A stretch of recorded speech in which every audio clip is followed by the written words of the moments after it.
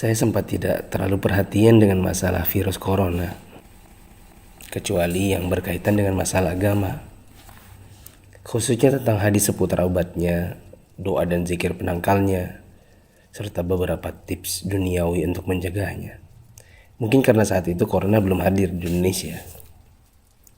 Beritanya masih sekitaran Cina. Isinya tentang perjuangan pemerintah dan tenaga medis melawan corona di sana. Itu tergambar dari foto wajah tenaga medis yang memerah bekas masker dan kacamata. Saya hanya sebatas mengerti betapa beratnya tugas mereka. Saya sempat jengkel saat melihat video warga Iran yang menjilati pagar kuburan dan membaca tulisan tentang rakyat Italia yang dinilai sangat meremehkan. Tapi itu pun hanya sambil lalu karena positif pertama di Indonesia pun belum kedengaran. Tanggal 2 Maret 2020 yang ditakutkan pun terjadi. Pasien corona pertama di Indonesia diumumkan oleh Presiden Jokowi. Inilah takdir Allah yang harus sabar dihadapi. Pandemi corona telah memasuki negeri ini. Jumlah pasiennya bertambah hari demi hari. Gambar-gambar mirip dengan yang di Cina bermunculan di grup sana sini. Ada bekas alat pelindung diri tergurat di pipi. Tenaga medis bicara dengan kertasnya. Kami kerja untuk kalian, mohon kalian tetap di rumah untuk kami. Ada juga yang bunyinya, haus, ingin minum, tapi gak berani. Seorang dokter yang sudah sepuh dalam balutan baju perang seolah berkata, jikapun ajal datang, tidak mengapa. Karena raga yang sudah tua ini memang harus ikut berjuang, tidak hanya bisa berdiam diri. Ikatan Dokter Indonesia menyampaikan belasungkawa karena 7 orang dokter di garda depan meninggal. 5 dari mereka wafat karena tertular virus ini. Seorang dokter muda hanya berdiri di luar pagar saat menemui keluarganya karena takut membawa virus dari luar. Meskipun foto ini aslinya dari Malaysia. Ternyata APD medis harganya sangat mahal. Dan sekali pakai saja. Saking krusialnya, para ulama dan ustadz-ustadz yang mumpuni ilmunya sampai mengeluarkan fatwa. Bolehnya tim medis sholat tanpa wudhu, tanpa tayamum. Lantaran pelindung dirinya tidak boleh sembarang dibuka. Tak hanya itu, ada juga fatwa sahnya sholat meskipun ada najis. Karena baju medis ini bukan baju biasa. Sekali dipakai untuk satu shift jaga, berjam-jam tanpa makan, minum, bahkan buang air dengannya menggunakan pampers orang dewasa. Bayangkan lagi jika dokter dan perawat wanitanya adalah ibu atau saudari kita yang sedang mengalami datang bulan. Dan lagi deras-derasnya.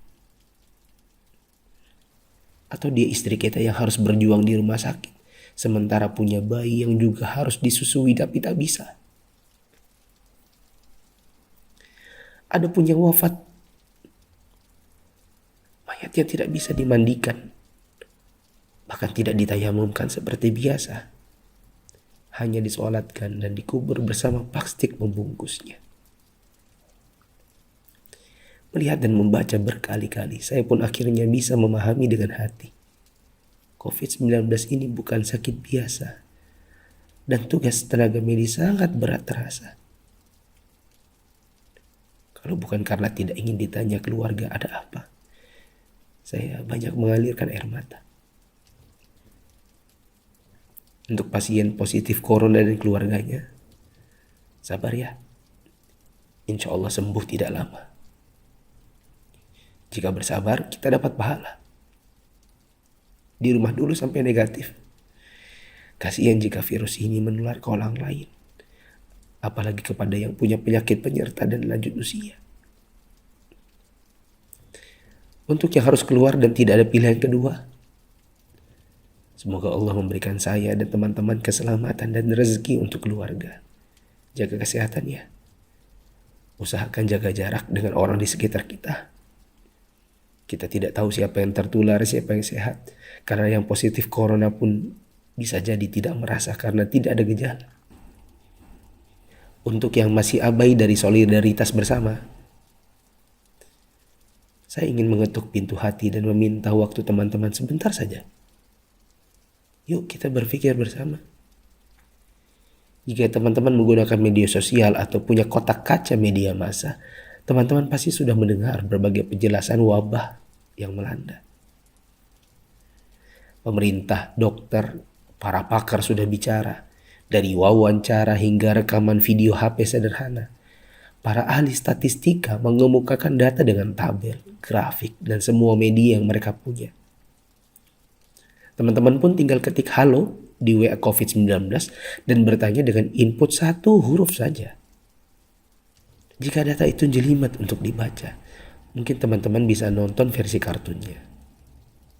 Semua tenaga sudah dikerahkan oleh berbagai kalangan untuk membuka mata hati kita. Jika tidak ada waktu untuk membaca, meme korek api pun sudah tersebar di mana-mana. Sampai-sampai ada yang berpikir, mungkin kalau simulasi penularan virus corona ini pakai video game, barulah anak muda yang meremehkan corona akan mengerti dan percaya. Mereka pun membuatkan potongan video gamenya. Artinya, jika usaha seperti ini masih belum menyadarkan kita, entah dengan cara apa lagi. Apakah tongkrongan kita butuh ditembaki dengan gas air mata baru kita mau meninggalkannya? Pemerintah tidak minta uang dari kita. Mereka hanya ingin kita mengikuti arahan mereka. Untuk yang menimbun dan menipu, semoga Allah memberikan teman-teman hidayah dan memaafkan dosa-dosa kita semua. Dan menimbun barang yang dibutuhkan masyarakat saat masa sulit itu termasuk dosa. Rasulullah SAW bersabda, la yahtakiru illa khati. Tidaklah menimbun barang kecuali orang yang berdosa. Terlebih lagi bila menipu dan berdusta. Kami hampir tertipu dengan penawaran masker murah yang tadinya kami akan bagikan gratis kepada orang-orang yang membutuhkannya. Di mana hati kita? Apa kita bisa tertawa saat orang lain menderita? Teman, turunkanlah harganya ke harga normal jika engkau tidak bersedia menggratiskannya, seperti pahlawan jalanan yang membagikannya.